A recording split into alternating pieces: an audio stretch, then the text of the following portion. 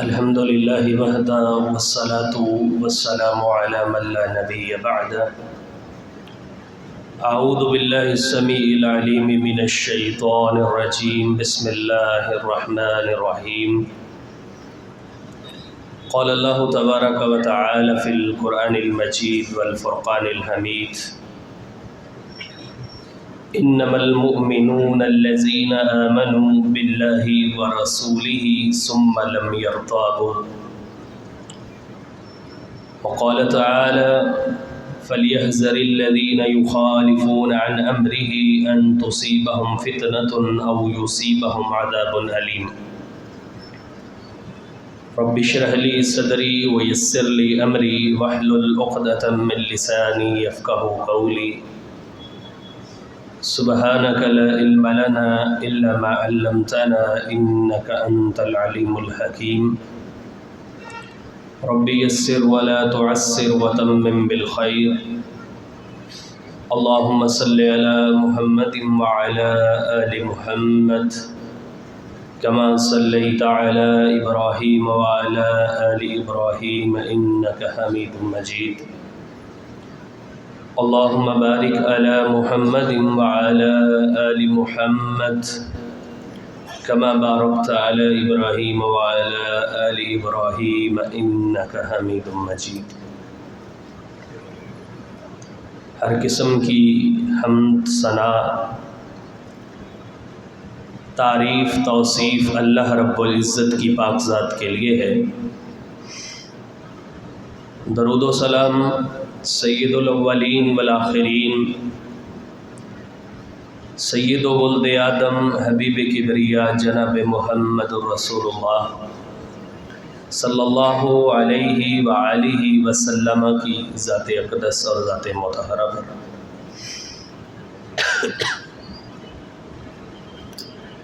عزیز دوستو، بزرگوں، بھائیوں، پردہ نشین اسلامی روحانی ماؤں بہنوں،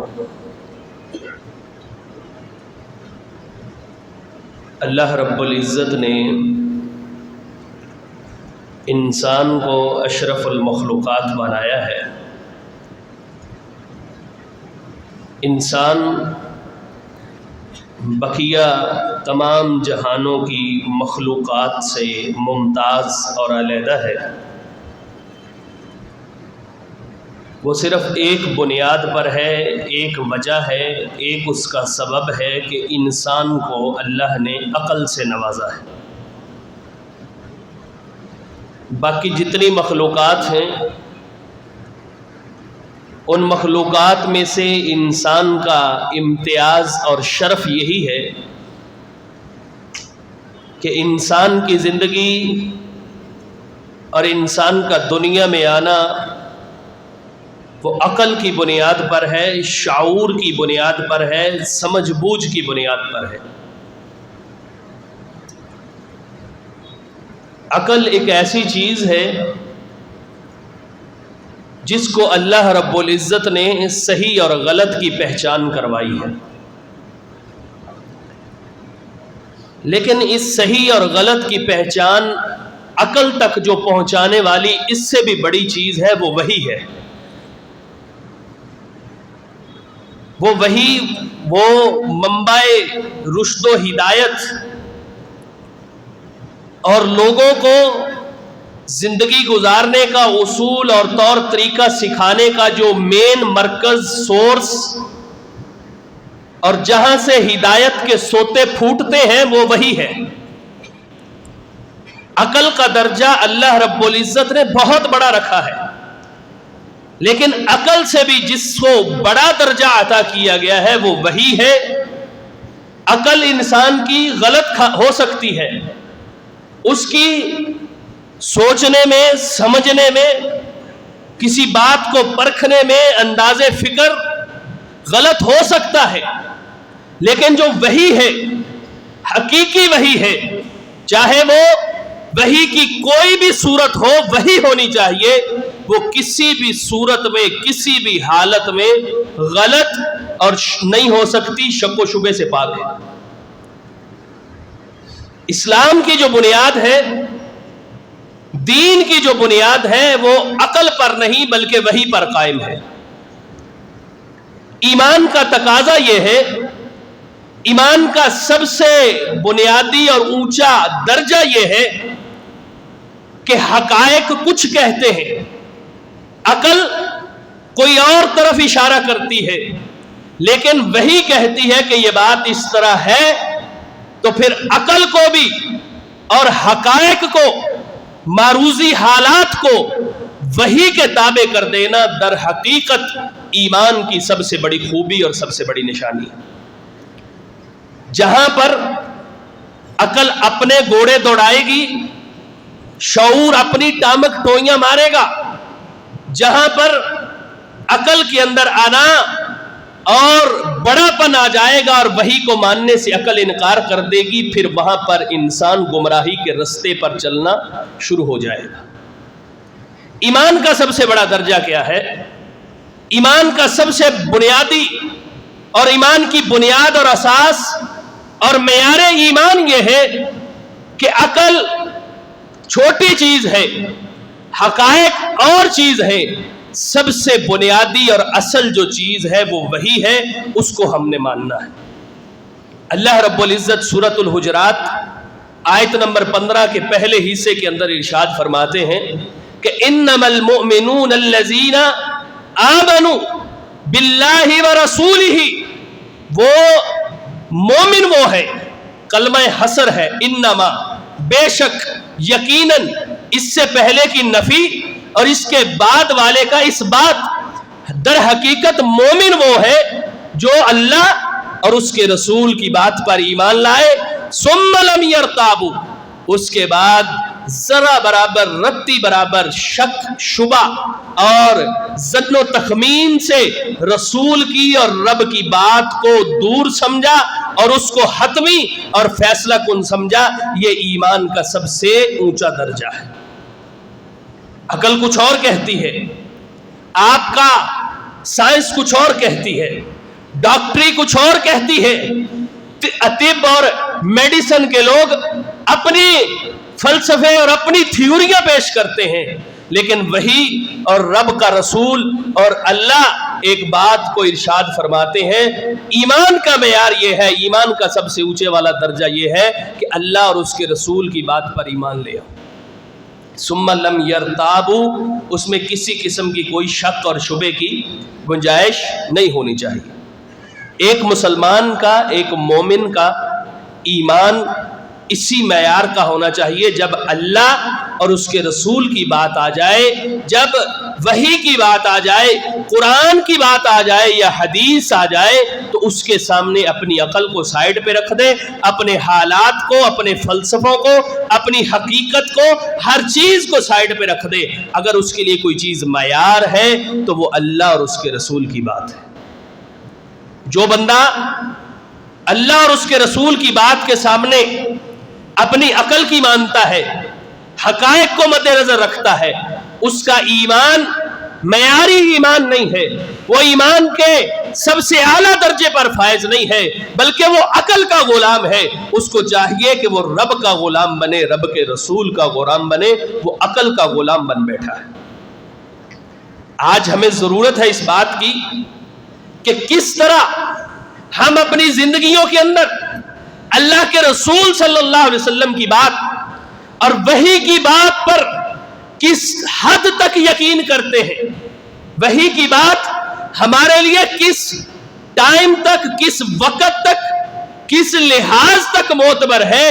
اگر ہم اپنے ارد گرد جائزہ لیں تو ہمیں روز روشن کی طرح عیاں ہو جائے گا کہ وحی کی بات، رسول کی بات، اللہ کی بات ہمارے لیے کوئی درجہ نہیں رکھتی، بلکہ دنیاوی نظریے، دنیاوی چیزیں اور ہماری اپنی عقل کے گھوڑے ہمارے لیے زیادہ اہمیت رکھتے ہیں۔ رب اور رب کے رسول کی بات ہمارے لیے کوئی اہمیت نہیں رکھتی۔ مومن وہ ہے جو اللہ اور اس کے رسول کی بات پر ایمان لائے، ثم لم یرتابوا، پھر شک و شبے سے اپنے آپ کو پاک کر لے۔ اس کی چند مثالیں آپ احباب کے سامنے رکھتا ہوں کہ صحابہ کرام کا معیار ایمان جو تھا وہ معیاری ایمان کیوں تھا۔ فَإِنْ آمَنُوا بِمِثْلِ مَا آمَنْتُمْ بِهِ فَقَدْ اهْتَدَوْا، رہتی تک دنیا تک کے انسانوں کے لیے اللہ نے یہ کیوں ارشاد فرما دیا کہ صحابہ جیسا ایمان اگر تمہارے پاس ہے تو وہ ایمان لے کر آؤ، فقط اہتدوا، پھر تمہارے اوپر بھی ہدایت یافتہ کا لیبل لگ سکتا ہے، تم بھی صراط مستقیم پر اس وقت ہوگے جب صحابہ جیسا ایمان لے کر آؤ گے۔ صحابہ کا ایمان کیسا تھا؟ وہ تصدیق اور یقین کے سب سے اوپر والے درجے پر صحابہ کا ایمان تھا۔ اس کی چند مثالیں آپ احباب کے سامنے رکھتا ہوں۔ صحابہ نے مان کے دکھایا ہے، ان کو پتا ہوتا تھا کہ حقیقت برعکس ہے، حقائق برعکس ہے، معروضی حالات ساتھ نہیں دیتے، لوگ مخالف ہے، لیکن اللہ کے رسول کی بات ہے، رب کی بات ہے، اس پر عمل کرنا ہے، اسی پر عمل کرنے میں ہماری نجات ہے۔ اگر اس پر عمل نہیں کریں گے تو ہمارے لیے ناکامی، پستی اور ذلت کا رستہ ہے۔ صحابہ کرام کو کس قدر اللہ کے رسول صلی اللہ علیہ وسلم کی بات پر یقین تھا۔ بہت مشہور واقعہ ہے، بہت مشہور بات ہے۔ حضرت ابو بکر صدیق رضی اللہ تعالی عنہ کے پاس مکے کا سب سے بڑا مشرک اور اسلام کا سب سے بڑا دشمن ابو جہل جاتا ہے اور جا کر کہتا ہے کہ ابو بکر، ایک بڑی عجیب بات ہے، بڑا عجیب معاملہ بن گیا ہے۔ حضرت ابو بکر صدیق فرمانے لگے کہ کیا معاملہ ہے، کیا بات ہے، کیا مسئلہ بن گیا ہے، کیا پریشانی ہے؟ صبح کے وقت میرا دروازہ کھٹکھٹا رہے ہو، اسلام کے دشمن، دین کے دشمن، تجھے کیا آفت آ گئی ہے، کیا مصیبت ٹوٹ پڑی ہے، کیا وجہ ہے، کون سی چیز تمہیں میرے دروازے پر لے آئی ہے؟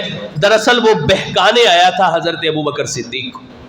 کہنے لگا کہ کیا تم اس بات کو تسلیم کر لو گے؟ فرمایا کیا بات؟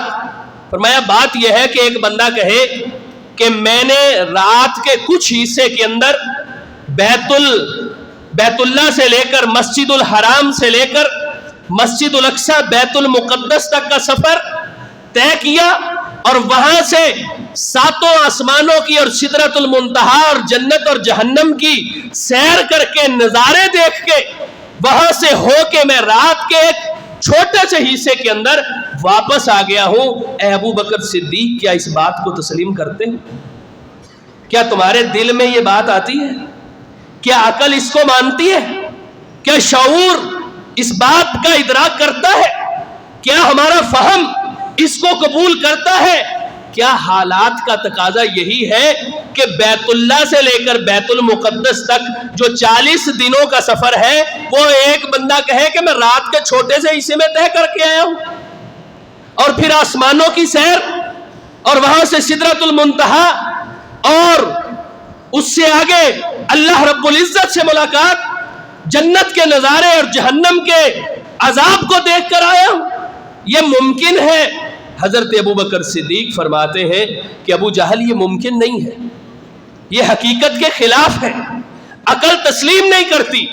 ابو جہل کہنے لگا لوہا گرم ہے، چوٹ لگاتا ہوں۔ کہنے لگا یہ بات تمہارے پیارے پیغمبر جناب محمد الرسول اللہ صلی اللہ علیہ وسلم نے کہی ہے، کیا پھر بھی تسلیم کرو گے؟ فرمایا اگر جناب محمد الرسول اللہ صلی اللہ علیہ وسلم نے یہ بات کہی ہے تو ابو بکر من وعن تسلیم کرے گا، سرخم تسلیم ہے جو مزاج یار میں آئے۔ اگر آپ صلی اللہ علیہ وسلم نے یہ دعویٰ کیا ہے تو یہ سچا ہے۔ عقل چاہے نہ مانے، شعور قبول کرے نہ کرے، فہم اس کو مانے یا نہ مانے، لیکن اگر اللہ کے رسول کی زبان مبارک سے یہ بات نکلی ہے تو پھر ابو بکر ایمان لاتا ہے، ابو بکر تصدیق کرتا ہے، ابو بکر جانتا ہے کہ اس زبان سے سوائے سچ اور حق کے کچھ نہیں نکلتا، اس سے وحی کی بات نکلتی ہے۔ ما ینطق عن الہوی ان ہوا الا وحی یوحی، وہ نبی وحی کے علاوہ کچھ نہیں کہتے، وہ وحی کے سوا کچھ نہیں بولتے۔ ابو بکر تسلیم کرتا ہے۔ ابو بکر نے اس روئے زمین پر اسلام کے سب سے بڑے دشمن کے سامنے عقل کو ٹھکرا کے، شعور کو ٹھکرا کے، حقائق حق کو ٹھکرا کے حقیقت کو پس پشت ڈال کے اس کا کلا کما کیا اور اس کو ایک تگڑا جواب دیا. اللہ رب العزت نے قرآن مجید سورہ زمر آیت نمبر 33 اتار دی, والذی جاء بالصدق وصدق به اولئک هم المتقون. اے نبی آپ سچ لے کر آئے ہیں اور آپ کی تصدیق کرنے والے ابو بکر صدیق ہیں, تم دونوں ہی اللہ سے ڈرنے والے ہو.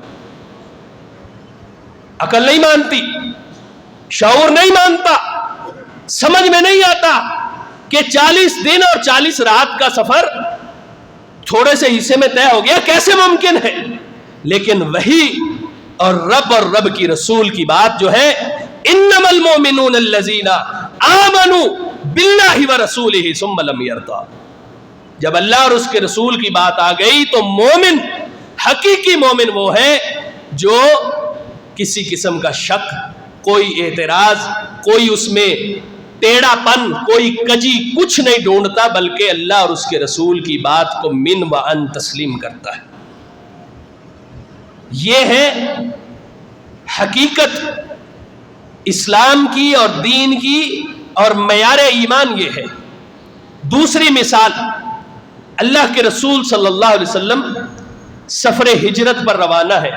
یہ مثالیں سنتے جائیں اور اپنے اعمال کا جائزہ لیتے جائیں کہ ہم کہاں کہاں پہ اللہ کے رسول کی سنتوں کا کلا کما کر رہے ہیں, آپ کی باتوں کو ٹھکرا رہے ہیں, کون کون سی باتوں میں دنیا کو ترجیح دے کے ہم کیا کر رہے ہیں, نبی کی بات کو چھوڑ رہے ہیں.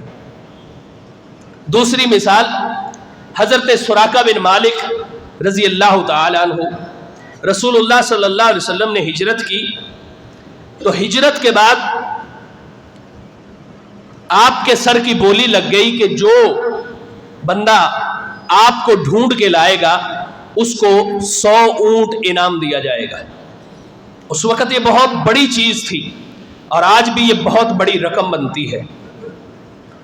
حضرت سراقہ بن مالک یہ کھوجیوں کا کام کرتے تھے, سراغ رسانی اور کھرے دیکھتے تھے, پاؤں کی چال سے لوگوں کو پہچانتے تھے. یہ مجلس میں بیٹھے رہے, نام نہیں لیا, خاموشی سے چپکے سے نکل گئے اور گھوڑا تیار کیا اور رسول اللہ صلی اللہ علیہ وسلم کا پیچھا کرنے لگ گئے. تیر نکالا, فال نکالا, کیونکہ یہ لوگ رسومات کے, رواجوں کے, مشرکانہ عقائد کے حامل اور پیروکار تھے. تیر نکالا, فال نکالا, تیر نے کہا مت جاؤ, نقصان اٹھاؤ گے.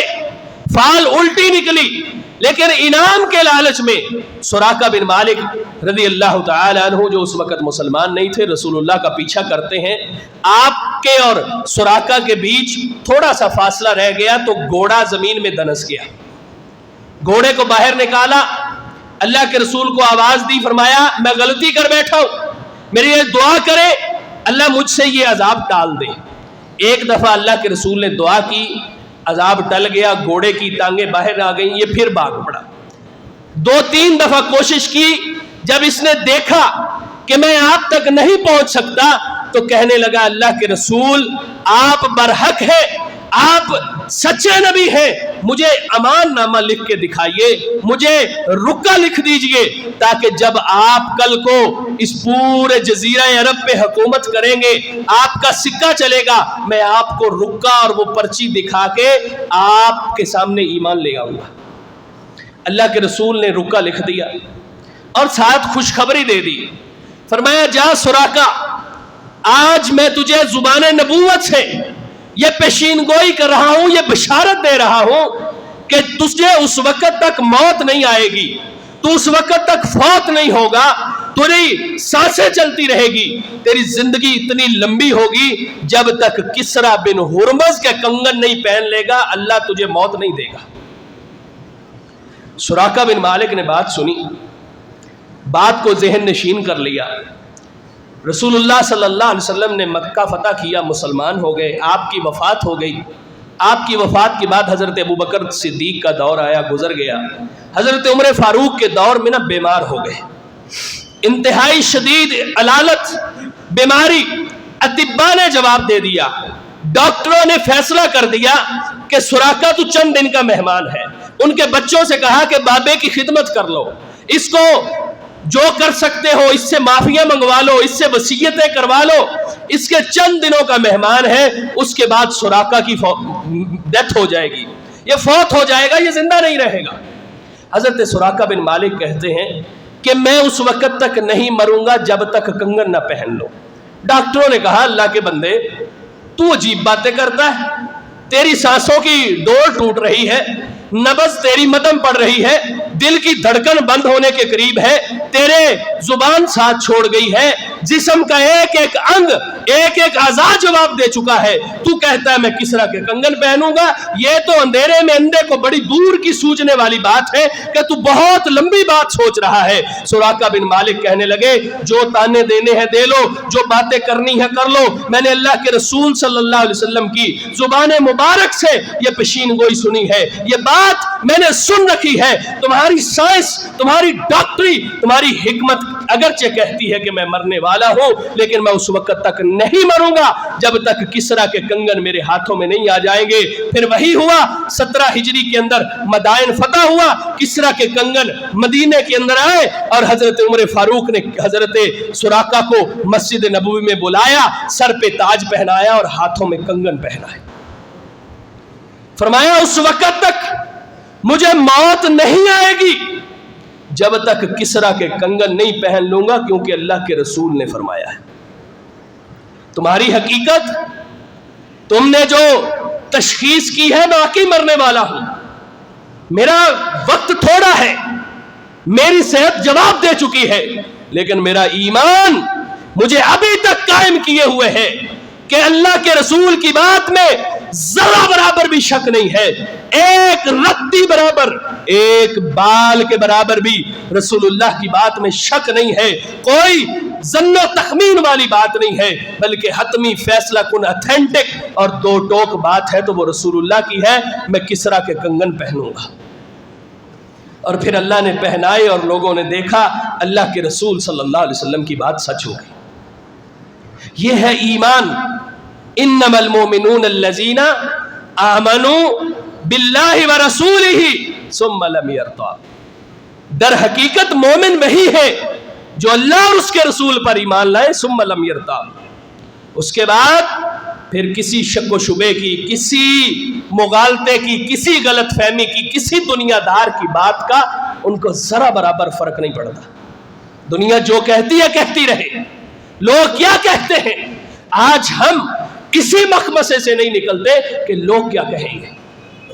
آج ہم اپنی زندگی پہ نظر دوڑائیں، اپنے شب و روز، اپنی زندگی کے ایام کا جائزہ لیں، اپنے معمولات زندگی کو دیکھیں، اپنے معاملات کو دیکھیں، اپنے تمام چیزوں کو، جمیع معاملات پر نظر دوڑائیں۔ ہر معاملے کے اندر ہم اللہ کے رسول کی مخالفت کر رہے ہیں، اللہ کی مخالفت کر رہے ہیں، اور ہم خود کو کیا کہتے ہیں؟ مسلمان کہتے ہیں۔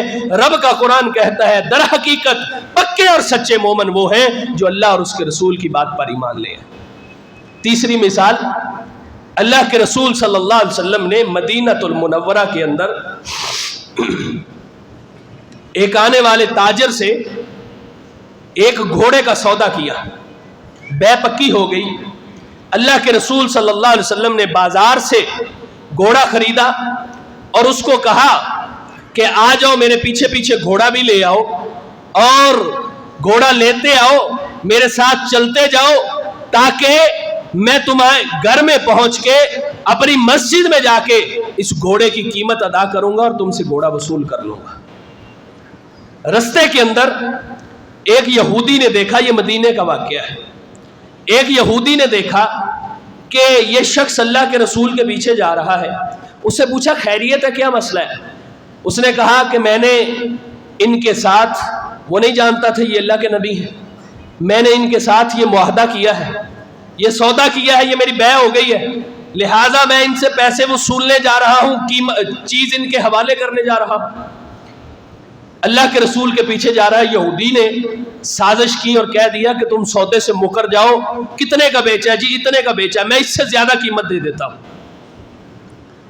اس نے اللہ کے رسول کو آواز دی اور کہنے لگا اگر اسی وقت تمہارے پاس پیسے ہیں تو دو، اگر قیمت نہیں ہے تو میں سودے کو توڑتا ہوں، بے کو فسخ کرتا ہوں، معاملات خراب کر کے میں اس یہودی کو بیچنے والا ہوں۔ بحث تکرار ہوئی، اللہ کے رسول نے فرمایا اللہ کے بندے ابھی تو نے مجھے بیچا ہے، ابھی مجھے فروخت کیا ہے، ابھی تو نے یہ گھوڑا مجھے فروخت کیا ہے، اب تو ایک نیا خریدار ڈھونڈنے نکل پڑا ہے، تجھے ادھر سے قیمت زیادہ ملی ہے، تو میرے ساتھ کیے ہوئے معاہدے کو توڑ چکا ہے۔ یہ تو کوئی انسانیت والی بات نہیں ہے۔ بحث تکرار ہو گئی، وہ کہنے لگا آپ کے پاس کوئی گواہ ہے؟ آپ کے پاس کوئی گواہ موجود ہے کہ آپ نے میرے ساتھ سودا کیا تھا، کہ میں نے آپ کو گھوڑا بیچا تھا، آپ نے خریدا تھا؟ کوئی گواہ ہے تو گواہ پیش کرے۔ اللہ کے رسول صلی اللہ علیہ وسلم کے پاس اس موقع پر جب گھوڑے کا سودا ہوا تھا کوئی گواہ نہیں تھا، کوئی وہاں پر موجود نہیں تھا۔ اس بحث تکرار کے دوران حضرت خزیمہ بن ثابت آ رہے ہیں بازار سے چلتے ہوئے، انہوں نے یہ تکرار سنی، یہ بحث سنی، یہ باتیں سنی، تو کہنے لگے، جب اس نے کہا کہ تمہارے پاس کوئی گواہ موجود ہے تو حضرت خزیمہ بن ثابت رضی اللہ تعالیٰ عنہ نے کہا کہ میں گواہ موجود ہوں، تم نے اس گھوڑے کو اللہ کے رسول کے ہاں فروخت کیا ہے۔ حضرت خزیمہ بن ثابت نے گواہی دی، اللہ کے رسول کو وہ گھوڑا مل گیا، اس کی قیمت ادا کر دی گئی، معاملہ ختم ہو گیا۔ اللہ کے رسول نے پوچھا حضرت خزیمہ بن ثابت سے کہ ارے خزیمہ یہ تو بتاؤ کہ تم تو اس وقت موجود نہیں تھے جب معاملہ طے ہوا، جب ہمارا آپس میں سودا ہوا، بے پکی ہوئی، تم موجود نہیں تھے، پھر تم نے گواہی کیوں دی؟ کہنے لگے اللہ کے رسول میں واقعتاً اس وقت موجود نہیں تھا، اس وقت وہاں پر نہیں تھا، لیکن جب آپ کی بات کو سنا کہ تم میرے ساتھ سودا کر چکے ہو، مجھے گھوڑا بیچ چکے ہو، تو آپ کی بات کو سن کے مجھے اس بات پہ یقین آ گیا کہ آپ غلط بات نہیں کرتے، آپ سچی بات کرتے ہیں، میں نے اس لیے گواہی دی تھی، کیونکہ مجھے آپ کی بات پر یقین اور اعتماد ہے کہ آپ غلط بات نہیں کرتے۔ اس کے بعد اللہ کے رسول صلی اللہ علیہ وسلم نے فرمایا، اے میرے صحابہ کان کھول کے سن لو، سنن نبی داؤد کی روایت ہے، صحیح روایت ہے، آج کے بعد جہاں دو بندوں کی گواہی کی ضرورت ہوگی، خزیمہ بن ثابت اکیلے کافی ہیں، اکیلے خزیمہ کی گواہی دو بندوں کے برابر ہے۔ یہ ہے ایمان، یہ ہے یقین، یہ ہے اللہ کے رسول صلی اللہ علیہ وسلم کی بات پہ بھروسہ، توکل اور آپ کی بات کے ساتھ تمسک۔ ذرا اپنا جائزہ لیں، ہم اللہ کے رسول صلی اللہ علیہ وسلم کی کس کس بات کو مانتے ہیں؟ ہمیں ڈاکٹر کی بات پہ زیادہ یقین ہے۔ ڈاکٹر نے کہا نا بابا جی صبح واک کیا کرو، ہم ڈاکٹر کے کہنے پہ واک کرتے ہیں، لیکن جب اللہ بلاتا ہے کہ اٹھو الصلاۃ خیر من النوم، اس وقت ہم اٹھنے کے لیے تیار نہیں۔ ڈاکٹر نے کہا ہے کہ واک کیا کرو ورنہ شوگر بڑھ جائے گی، موٹے ہو جاؤ گے، بلڈ پریشر کا مسئلہ بن جائے گا، صحت اچھی نہیں رہے گی۔ ہمارے بزرگوں اور بعض لوگوں کو میں جانتا ہوں 50 سال سے واک کرتے آ رہے ہیں، ڈاکٹر نے کہا ہے میری صحت بڑی اچھی ہے۔ اللہ بلاتا ہے حی علی الصلاۃ حی علی الفلاح، آ جاؤ فلاح کی طرف، آ جاؤ کامیابی کی طرف۔ الصلاۃ خیر من النوم، نیند سے بہتر ہے نماز، آ جاؤ تمہارا رب تمہیں بلا رہا ہے، صبح کے وقت میں تمہیں برکت دے دی گئی ہے، فَإِنَّهُ أَعْظَمُ لِأُجُورِكُمْ، یہ تمہارے اجروں کے لیے بہتر ہے۔ پھر ہمیں اس وقت کیوں نہیں آتے؟ ہمیں اللہ کی بات پر، اس کے رسول کی بات پہ اعتماد نہیں ہے، یقین نہیں ہے، بھروسہ نہیں ہے، ایمان نہیں ہے، ہم توکل اور بھروسہ نہیں رکھتے۔ ہمارا ایمان صحابہ جیسا ایمان نہیں ہے۔ اللہ کے رسول نے فرمایا صبح جو فجر کا تمہارا وقت ہے نا، اور فجر کے بعد کا وقت، اس وقت کیا کیا کرو؟ کاروبار کیا کرو، دکانیں کھولا کرو، اس وقت کام کیا کرو، کیونکہ یہ برکت والا وقت ہے۔ ہماری گنگا الٹی بہتی ہے، اول تو ہم فجر پڑھتے نہیں، اگر فجر پڑھ بھی لیں تو پھر ہم سو جاتے ہیں۔ فجر پڑھ کے دوبارہ جو برکت والا وقت ہے وہ سو کے نحوست میں گزار کے، جو برکت کا وقت گزار کے ہم کام پہ جاتے ہیں۔ آج بھی آپ عرب کنٹریز کے اندر چلے جائیں، وہ فجر کے بعد ان کی شفٹ شروع ہو جاتی ہے، چاہے کوئی مزدور ہے یا کوئی انجینئر ہے یا کوئی کام کرنے والا ہے، فجر کے بعد نماز کے بعد جب نماز پہ آنا ہے تو انہوں نے کام کی تیاری کر کے ناشتہ کر کے اپنے سارے معمولات نمٹا کے آنا ہے. تو اللہ نے ان کو برکتوں سے بھی نوازا ہے. ہماری آنکھ کھلتی ہے 10 بجے اور ہم خود کو کہتے ہیں مسلمان. ہمیں اللہ اور اس کے رسول کی بات کا ذرا برابر بھی اعتبار نہیں ہے. نوجوان کو کہو داڑھی رکھو، نہیں جی داڑھی نہیں رکھ سکتا. کیوں؟ شادی نہیں ہوگی. اللہ کے رسول نے فرمایا داڑھی کو معاف کر دو، داڑھی کو چھوڑ دو، داڑھی کا معاملہ اللہ کے حوالے کر دو، اس پہ مت چلاؤ، اس طرح گندی نالیوں میں مت بہاؤ، اس داڑھی پر ظلم مت کرو. اللہ کے رسول کی سنت ہے اور رسول اللہ صلی اللہ علیہ وسلم نے 18 جگہ پر اس کا حکم ارشاد فرمایا ہے. ہم چھوڑنے کے لیے تیار نہیں ہیں. ہمارے نوجوان کو یقین نہیں ہے، اس کو تو یہ ہے کہ جب داڑھی رکھوں گا تو میری پرسنالٹی کے اندر بڑھاپا آ جائے گا، میں بڑی عمر کا لگوں گا، میں بوڑھا لگوں گا، شادی نہیں ہوگی، فلاں نہیں ہوگا، یہ نہیں ہوگا، جاب کا تقاضا ہے، فلاں چیز کا تقاضا ہے. ایمان کے تقاضوں کا ہمیں پتہ نہیں. دنیا داری کے تمام تقاضے، تمام ضابطے ہمیں یاد ہے. اگر یاد نہیں ہے تو ایمان کا ضابطہ یاد نہیں ہے، ایمان کا تقاضا یاد نہیں. صحابہ کو اللہ کے رسول صلی اللہ علیہ وسلم کی بات پر کس قدر اعتماد اور یقین تھا. چوتھی مثال، اللہ کے رسول صلی اللہ علیہ وسلم نے حضرت علی المرتضیٰ اور حضرت مقداد اور زبیر رضی اللہ عنہم کو بھیجا کہ جاؤ روضہ خاخ ایک جگہ کا نام ہے، وہاں پر ایک عورت ملے گی اور اس عورت کے پاس ایک خط ہے، وہ خط تلاش کر کے لاؤ. حضرت علی نکل پڑتے ہیں اپنے رفقا کو لے کر، صحابہ کو لے کر نکلتے ہیں. روضہ خاخ یہ مکے اور مدینے کے درمیان ایک جگہ کا نام ہے. وہاں پر پہنچتے ہیں تو پہنچ کے ایک عورت ملتی ہے، اس سے پوچھتے ہیں کہ تیرے پاس ایک خط ہے، وہ خط ہمارے حوالے کر دے. وہ عورت بڑی چالاک، شاطر، ہوشیار تھی. اس نے اپنی تلاشی دی، دوپٹہ جھاڑا، کپڑے جھاڑے، میرے پاس کوئی خط نہیں ہے. اپنی تمام تر جامع تلاشی دینے کے بعد اس نے کہا میں جانے لگی ہوں، میرے پاس کوئی خط وط نہیں ہے، نہ مجھے کسی خط سے کوئی تعلق ہے، نہ میرا سروکار ہے. تمہیں کسی نے غلط بات کہی ہے، غلط فہمی ہو گئی ہے، میرے پاس کوئی خط نہیں ہے. حضرت علی المرتضیٰ رضی اللہ تعالیٰ عنہ فرماتے ہیں کہ خط تو تمہارے پاس موجود ہے.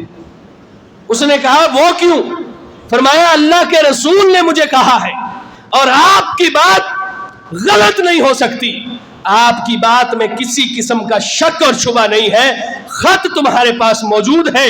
اگر خط میرے حوالے نہیں کرو گی تو پھر میں تمہیں برہنہ کر کے تمہاری توہین بھی کر سکتا ہوں، بے عزتی بھی کر سکتا ہوں، کیونکہ یہ دین اور اسلام کی نصرت کا اور حقانیت کا مسئلہ ہے. تمہارے پاس ایک بڑا اہم راز والا خط ہے جو مدینے میں سے تمہیں کسی نے دیا ہے. مکے جا کر تمہیں یہ خبر لیک کرنی ہے، خبر بتانی ہے تم نے، یہ خط تمہیں ہمارے حوالے کرنا پڑے گا. اللہ کے رسول کی بات غلط نہیں ہو سکتی. اس نے اپنی بالوں میں سے، مینڈیوں میں سے جو پراندہ کیا ہوا تھا، جو گت کی ہوئی تھی، اس میں سے خط نکال کے حضرت علی المرتضیٰ کے حوالے کر دیا. ساتھی پوچھتے ہیں آپ کو کیا مسئلہ تھا؟ اس کی تلاشی لے لی، سارا کچھ کر لیا، پھر آپ کو کیا یقین تھا؟ فرمانے لگے اللہ کے رسول کی بات پہ یقین تھا کہ آپ کی بات غلط نہیں ہو سکتی. اسی طرح خارج کے ساتھ جنگ ہوئی، خارجیوں کے ساتھ. اللہ کے رسول صلی اللہ علیہ وسلم کو، اللہ کے رسول نے حضرت علی المرتضیٰ کو خوشخبری دی، ایک بشارت سنائی کہ علی المرتضیٰ تم خارجیوں کے ساتھ جنگ کرو گے، اور خارجی لوگ ایسے ہیں جو قرآن تو پڑھیں گے لیکن ان کے حلق سے نیچے نہیں جائے گا. ان کی نشانی یہ ہے قرآن پڑھیں گے، حلق سے نیچے نہیں جائے گا. رب کا سب سے زیادہ نام لیں گے لیکن رب کی بات نہیں مانیں گے. سب سے زیادہ متقی اور پرہیزگار بن کے دکھائیں گے لیکن یہ ان کا ظاہر ہوگا، باطن میں وہ خبیث ترین اور کمینے انسان ہو. اور تمہاری جو جنگ ہوگی، اس جنگ کے اندر جو ان کا سردار ہے نا، اس کی ایک نشانی بتاتا ہوں. چھوٹے قد کا ہے، درمیانہ سا قد ہے، اس کا چھوٹا قد ہے، پستہ قد ہے، اور اس کا ایک بازو کٹا ہوا ہے. اس کی یہ کلائی نہیں ہے، یہ بازو نہیں ہے، اس کا یہ کندھا ہے، یہاں تک ایک بازو ہے، اور بازو کا جو انداز ہے، بازو کی جو شکل ہے کٹے ہوئے بازو کی، وہ عورت کے پستان کی طرح ہے، اور اس کے اوپر بال اگے ہوئے ہوں گے، یہ اس کی نشانی ہوگی، اور وہ مارا جائے گا جنگ کے اندر۔ حضرت علی المرتضیٰ رضی اللہ تعالیٰ عنہ نے 38 ہجری کے اندر جنگ کی۔ جنگ کے دوران خارجی مارے گئے، سارے خارج کا کلا کما ہو گیا، سارے خارج مارے گئے۔ حضرت علی المرتضیٰ رضی اللہ تعالیٰ عنہ نے صحابہ کو بھیجا، اپنے ساتھیوں کو بھیجا کہ جاؤ، یہ نشانیاں ہیں، چھوٹے سے قد کا آدمی ہے، بازو کٹا ہوا ہے، بازو کی نشانی یہ ہے، اس آدمی کو تلاش کر کے لاؤ۔ حضرت علی المرتضیٰ کے سپاہی، ساتھی، دوست گئے، سارا میدان دیکھا، وہ آدمی نہیں ملا۔ کہا دوبارہ جاؤ، دوبارہ تلاش کرو، دوبارہ ڈھونڈو، تلاش و بسیار کرو، اچھی طرح تحقیق کرو، پتہ کرو، مل جائے گا۔ دوبارہ گئے، دوبارہ نہیں ملا۔ تیسری دفعہ پھر بھیجا، پھر ساتھی تلاش کرتے رہے، ایسا کوئی آدمی نہیں ملا جو نشانیاں بتائی تھی کہ ہاتھ کٹا ہے اور اس کے بازو کی علامت یہ ہے۔ آخر کار حضرت علی المرتضیٰ خود گئے، میتیں، لاشیں اٹھاتے ہیں، ادھر کرتے جا رہے ہیں، ادھر کی ادھر کرتے جا رہے ہیں۔ لاشوں کے نیچے سے ایک آدمی کی میت ملی، چھوٹے سے قد کا، اور جو رسول اللہ صلی اللہ علیہ وسلم نے نشانیاں بتلائی تھی کہ بازو کٹا ہوا ہے، اور بازو کا جو کٹنا ہوا ہے اس کا انداز یا شکل ایسی ہے جیسے عورت کا پستان ہوتا ہے، اور اس کے اوپر بال اگے ہوئے ہیں۔ اللہ کے رسول کے اس صحابی اور خلیفہ علی المرتضیٰ رضی اللہ تعالیٰ عنہ نے کہا، یہ دیکھو، یہ ہے وہ آدمی جو ان کا سردار ہے، ان کا بڑا تھا، ان کا سپہ سالار تھا، دیکھو اس جنگ میں مارا گیا ہے۔ صحابہ نے پوچھا، ساتھیوں نے پوچھا کہ علی المرتضیٰ رضی اللہ تعالیٰ عنہ، ہم نے بڑا تلاش کیا، ہم نے بڑا دیکھا، ہمیں نہیں ملا، آپ کو کس بات کا یقین تھا؟ فرمانے لگے، مجھے اللہ کے رسول کی حدیث کا، آپ کی بات کا یقین تھا کہ آپ نے ارشاد فرمایا ہے تو حقیقت ہے، آپ نے کہا ہے تو سچ ہے، آپ نے فرمایا ہے تو ملے گا، لہٰذا ایسا آدمی موجود تھا۔ آج ضرورت اس بات کی ہے کہ اپنی زندگیوں کا جائزہ لیں، اپنی شب و روز کو دیکھیں، اپنے معمولات کو کھنگالیں، اپنے معاملات کو جانچیں، اور دیکھیں کہ کہاں پر ہم اللہ اور اس کے رسول کی مخالفت کر رہے ہیں۔ ہمیں اللہ کے رسول کی بات کا، اس کے نبی کی بات کا اعتبار نہیں ہے، اعتماد نہیں ہے، یقین نہیں ہے۔ اللہ نے قرآن مجید میں ارشاد فرمایا ہے کہ اذا نودی للصلاۃ من یوم الجمعہ فاسعوا الی ذکر اللہ، جب جمعے کا وقت ہو جائے تو بھاگ کے آ جاؤ اللہ کے ذکر کی طرف، معمولات ترک کر دو، دکان چھوڑ دو، کاروبار چھوڑ دو، تمام معمولات کو چھوڑ چھڑا کے اللہ کے گھر میں آ جاؤ۔ فَإِذَا قُضِيَتِ الصَّلَاةُ فَانتَشِرُوا فِي الْأَرْضِ وَابْتَغُوا مِن فَضْلِ اللَّهِ، جب نماز ختم ہو جائے، جمعہ ادا کر چکو، تو پھر اللہ کے رستے میں نکل جاؤ، بازاروں کے اندر کاروبار کرو اور اللہ کا فضل تلاش کرو۔ ہماری جمعے کے وقت ساری مارکیٹیں کھلی ہوتی ہیں، کیونکہ ہمیں اللہ کی بات کا اعتبار نہیں ہے، یقین نہیں ہے رب کی بات کا۔ ہم جمعے کے لیے اس وقت آتے ہیں، اللہ کے رسول نے فرمایا جب اذان شروع ہوتی ہے تو اس کے بعد جو آتا ہے اس کا کوئی جمعہ نہیں ہے، وہ صرف ظہر کی نماز پڑھتا ہے، اس کا کوئی جمعہ نہیں ہے جو اذان ہونے کے بعد آتا ہے۔ ہماری حالت کیا ہے؟ ہماری کیفیت کیا ہے؟ ہمیں اللہ کے رسول کا، رب کی بات کا اعتبار نہیں ہے۔ اللہ کے رسول نے فرمایا رشتے کرتے وقت کیا کرو؟ دین کو ترجیح دو۔ ہم دین کو ترجیح دیتے ہیں؟ نہیں ترجیح دیتے، دنیا کو ترجیح دیتے ہیں، چاہے بیٹے کا رشتہ کرنا ہو، چاہے بیٹی کا رشتہ کرنا ہو۔ اللہ کے رسول صلی اللہ علیہ وسلم نے ارشاد فرمایا کہ اللہ کے رستے میں خرچ کرنے سے ما نقصت مال عبد من صدقہ، اللہ کے رستے میں خرچ کرنے سے مال کم نہیں ہوتا، مال میں کوئی کمی نہیں ہوتی، اور بلکہ اللہ کیا کرتا ہے الی 700 ضعف، 700 گنا بڑھا کے دیتا ہے۔ ہم نہیں کرتے، ہمیں اللہ کے راستے میں دیتے ہوئے تکلیف ہوتی ہے، ہمیں یہ وہم، یہ گمان، یہ عارضہ لاحق ہے کہ 100 میں سے اگر 10 دیے تو بقایا 90 بچیں گے، اور یہ تیرے حساب ہے۔ اللہ فرماتے ہیں 100 میں سے اگر 10 روپے خرچ کرو گے تو میں 700 تمہیں دوں گا، تم خرچ کر کے تو دیکھو صحیح ایمان رکھ کے، یقین اور اعتماد کے ساتھ۔ اللہ کے رسول نے فرمایا آذان اور اقامت کے درمیان جو بندہ دعا کرتا ہے وہ قبول ہوتی ہے، وہ رد نہیں ہوتی۔ وہ کیا ہوتی ہے؟ قبول ہوتی ہے، رد نہیں ہوتی۔ ہم آذان اور اقامت کے درمیان دعا کرتے ہیں، جو وقت ہے 20-25 منٹ کا، آدھے گھنٹے کا، ہم اپنے کاروبار میں گزار دیتے ہیں۔ جب تکبیر شروع ہوتی ہے، امام مصلی پہ چڑھ جاتا ہے، اس وقت شروع کرتے ہیں۔ اللہ کے رسول صلی اللہ علیہ وسلم نے فرمایا خیرکم من تعلم القرآن وعلمہ، بہتر وہ ہے جو کیا کرتا ہے؟ قرآن سیکھتا ہے اور سکھاتا ہے۔ ہمیں قرآن کی تعلیم بچوں کو دلاتے وقت، مدرسے میں چھوڑتے وقت، مسجد کی چٹائیوں پہ بٹھاتے وقت یہ خدشہ لاحق ہوتا ہے، یہ دماغ میں فطور آ جاتا ہے، یہ کھائے گا کہاں سے؟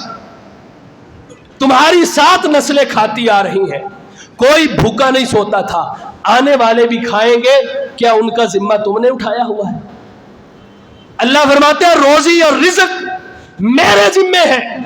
بیٹا، بچہ 4 ماہ کا ماں کے پیٹ میں ہوتا ہے، میں سب کچھ لکھ دیتا ہوں، طے کر دیتا ہوں، متعین کر دیتا ہوں، ہر چیز میں لکھ دیتا ہوں، تقدیر کے اندر ہر چیز موجود ہے، کیا تو اس کی تقدیر کو بدل لے گا؟ مہنگے سکول میں، بڑی یونیورسٹی میں، اچھے استاد کے پاس بھیج کے تو کیا سمجھتا ہے میں نے اپنی نسلوں کو سنوار لیا؟ اللہ کے رسول فرماتے ہیں نسلوں کو سنوارنا ہے تو قرآن سکھاؤ۔ ہم نہیں کرتے۔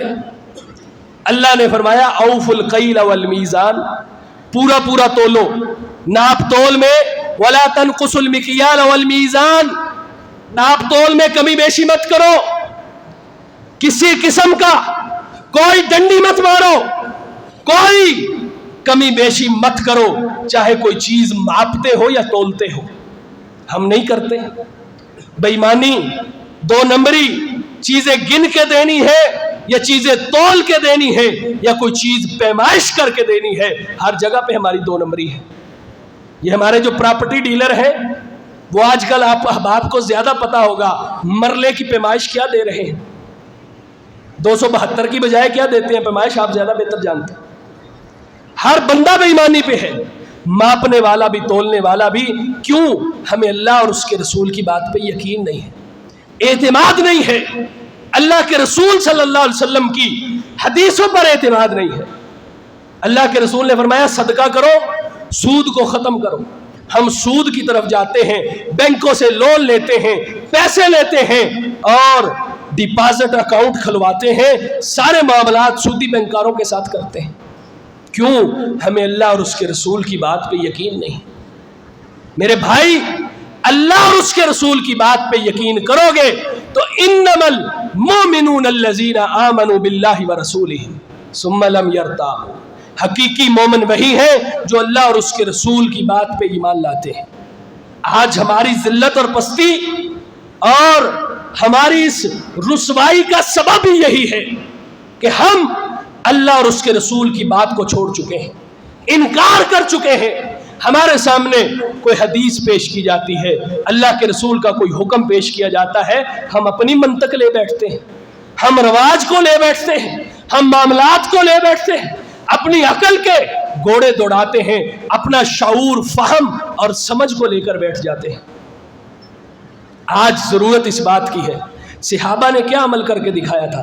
شراب کا حکم نازل ہوا، اللہ نے فرمایا انتہو، باز آ جاؤ۔ صحابہ نے پیالے پکڑے ہوئے تھے، پھینک دیے۔ عورتوں کو پردے کا حکم نازل ہوا، راتوں رات کے وقت پردے کا حکم رات کے وقت نازل ہوا، راتوں رات صحابیات نے اپنی چادروں کو پیوند لگایا، ان کو سلائی کیا اور بڑی بڑی چادریں تیار کر کے فجر کے وقت جب وہ نماز کے لیے آئیں تو انہوں نے پردہ کیا ہوا تھا۔ یہ ہوتا ہے ایمان، یہ ہوتا ہے یقین. اور جو انکار کرتا ہے اللہ فرماتے ہیں فَلْيَحْذَرِ الَّذِينَ يُخَالِفُونَ عَنْ أَمْرِهِ أَن تُصِيبَهُمْ فِتْنَةٌ أَوْ يُصِيبَهُمْ عَذَابٌ أَلِيمٌ. تمہاری بات کا انکار کرنے والوں کو ڈرنا چاہیے، اس دنیا میں بھی ان کے لیے عذاب ہے اور آخرت کے اندر بھی ان کے لیے عذاب ہے. آج ہم نے اللہ کے رسول کی ہر بات کو چھوڑ رکھا ہے. خدا را اپنے معمولات کے اندر اللہ اور اس کے رسول کو لے کر آئے، ان کی باتوں پر یقین اور اعتماد رکھے، ورنہ اقبال کے ان الفاظ کے اندر اپنی تصویر کشی اور نقشہ کشی دیکھ لیں. ہم رسول اللہ کے امتی نہیں ہیں، بلکہ رسول اللہ صلی اللہ علیہ وسلم کے امت کے نام پہ دھبا اور کالک ہیں. اقبال کیا کہتے ہیں؟ کون ہے تارک آئینے رسول مختار کا، مصلحت وقت کی کس کے عمل کا ہے معیار، کس کی آنکھوں میں سمایا ہے شعار اغیار، ہو گئی کس کی نگاہ طرز سلف سے بیزار، قلم میں سوز نہیں روح میں احساس نہیں، کچھ بھی پیغام محمد کا تمہیں پاس نہیں، ہاتھ بے زور ہے الہاد سے دل خوگر ہے، الہاد سے دل خوگر ہے، امتی باعث رسوائی پیغمبر ہے. خدا را سوچے، کہیں کل قیامت والے دن اللہ کے رسول نے ہمیں پہچاننے سے انکار کر دیا تو کسی کھاتے کے نہیں رہیں گے. ہماری یہ دنیاوی کوششیں کسی کام نہیں آئیں گی، یہ مصلحتیں ردی کی ٹوکری میں پھینک دی جائیں گی اور ہمیں جہنم میں پھینک دیا جائے گا. آج ضرورت ہے اللہ اور اس کے رسول کی بات کو مانیے اور اپنی زندگی کے اندر صحیح راستہ اور صحیح طریقہ انتخاب کیجئے جو صحابہ نے کیا تھا. اللہ سے دعا ہے جو کچھ کہا سنا ہے اللہ عمل کرنے کی توفیق عطا فرمائے. آخر دعوایا الحمدللہ رب العالمین.